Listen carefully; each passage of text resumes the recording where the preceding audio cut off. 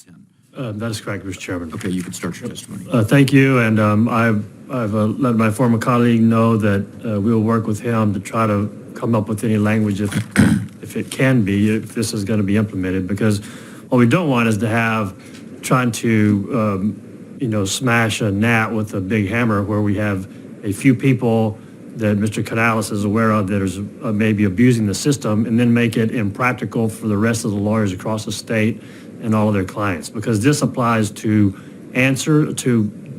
any pleading, right? So a responsive pleading by a defendant for counterclaims, cross claims, third-party claims, the same pleading requirements, which would be not notice pleading requirements, as you stated.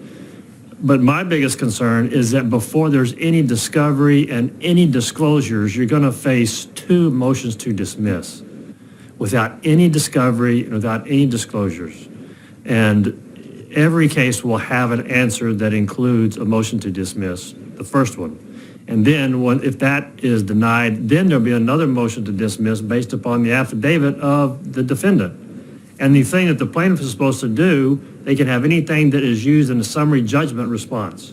What do you use in the summary judgment response?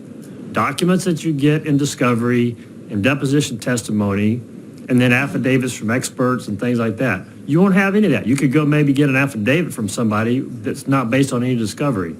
So if anything like this is going to be done to address this problem, the only thing that I can think of is 2 things. One, in a commercial construction defect case, if you sue the general contractor only, then the statute of limitations against all subs is told for a year, so that you could get discovery through the general contractor on everybody else.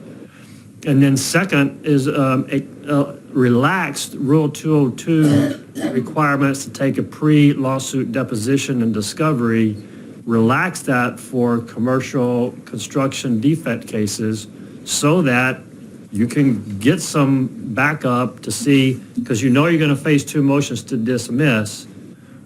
Go get your evidence before you name them so you can be specific. If this is the route that y'all want to go, those are the 2 things that I thought that might help, but not destroy the practice for everybody on every instance. So Craig, under your first idea relating to the general contractor, if I'm a commercial building owner and there's a defect, I go under what you were posing, I would go sue the general contractor and then let the general contractor who contracted with the subs go find out who's responsible. Well, I can do discovery through the general contractor, right? You'll have to have disclosures, and I'll send them interrogatories, request production, take depositions, and then I'll know who did what, who is responsible for what, and then if I decide to bring somebody in, or the general contractor decides to bring them in, we've got a year with the statute of limitations told.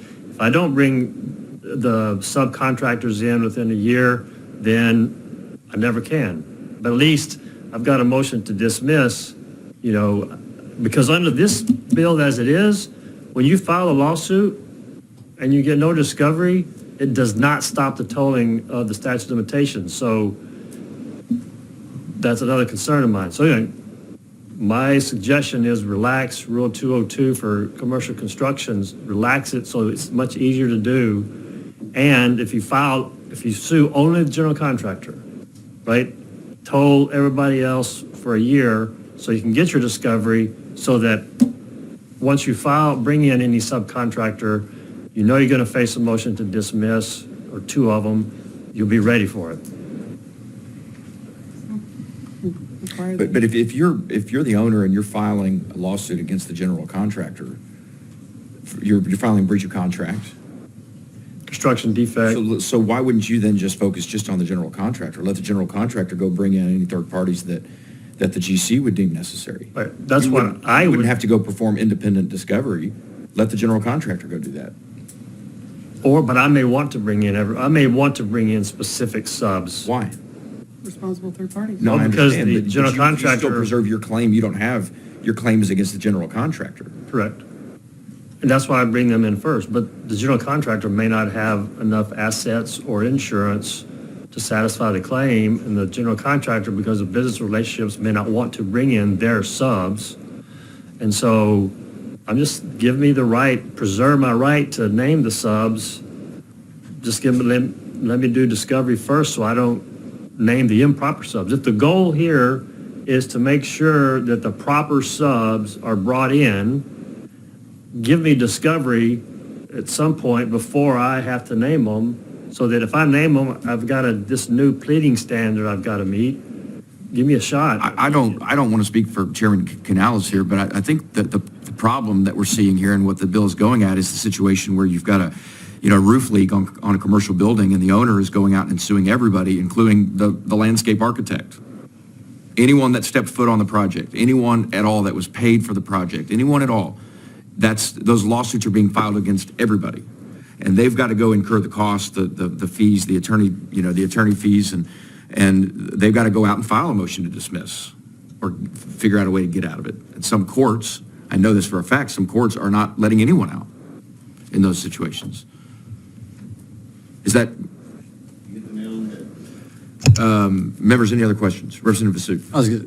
I've been the defense counsel in those types of cases. Yeah, we get stuck, and you may represent one of the subs, and I'll go to all these depositions, and I'll be there with 40 other lawyers, and I'll wait till the very end. Are you aware of any actions or omissions taken by ex-defendant that caused or contributed to causing this defect? No, thank you. And we do that 30 times. Then you go try to do a summary judgment motion and try to get out. So, interesting, Bill. I've never thought of it, approaching it this way, but I do affirm to the chairman and to the chairman that, yeah, this is an issue, and I've been in it. Yeah, so have I. Members, any other questions? Good thoughts, though. All right, the chair recognizes.